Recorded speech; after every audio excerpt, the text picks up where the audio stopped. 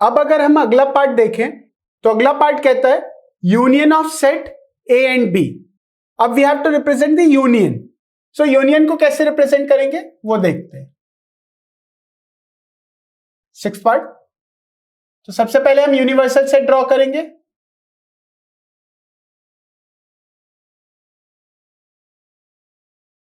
मैंने एक ए set draw किया, एक बी सेट ड्रॉ किया जो कि नॉन डिसजॉइंट है। अब we have to find A union B.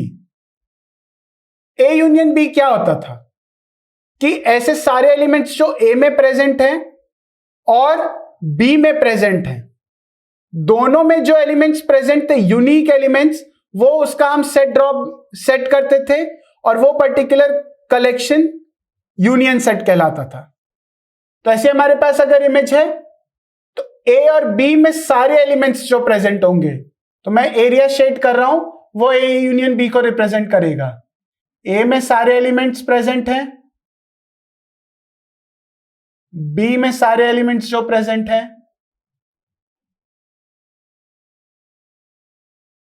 तो अगर हम एक तरीके से देखें तो सर्कुलर का जितना भी रीजन है, that region is depicting what, A union B. So circle का जो भी आपने सर्कल बनाए होंगे, जो सेट रिप्रेजेंट किए होंगे, जब मैं यूनियन करूंगा तो उसका पूरा रीजन जो मैंने शेड किया है, that shaded region is nothing but A union B. ऐसे ही अगर हम नेक्स्ट पार्ट देखें, it is saying intersection of set A and B. तो सिमिलरली अगर हम देखें, एक यूनिवर्सल सेट ड्रॉ किया, अब हमें फाइंड करना है ए इंटरसेक्शन बी।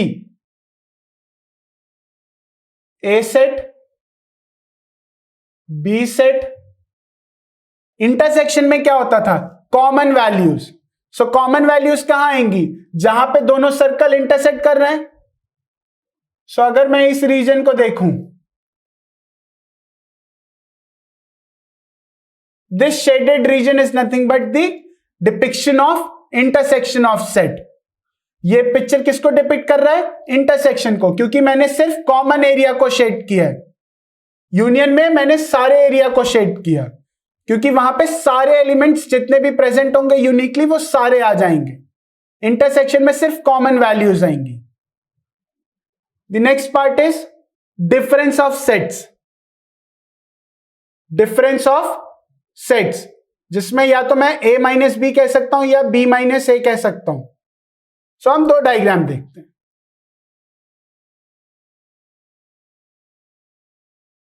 ये कॉन्सेप्ट हमने पढ़ा, जितने भी कॉन्सेप्ट्स हमने पढ़े वो सारे हमने डिपिक्ट किए। a माइनस बी की अगर मैं बात करूं, सबसे पहले मैं a माइनस बी की बात करता हूं। This is for a minus B. तो a माइनस बी क्या कहता था कि ऐसे एलिमेंट्स जो a में प्रेजेंट हैं बट b में नहीं। तो a में जो एलिमेंट प्रेजेंट हैं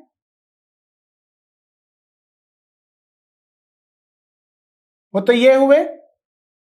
ये जो कॉमन एरिया है इसमें a के भी प्रेजेंट हैं बट b के भी हैं, इसलिए हम कॉमन एरिया को शेड नहीं करेंगे।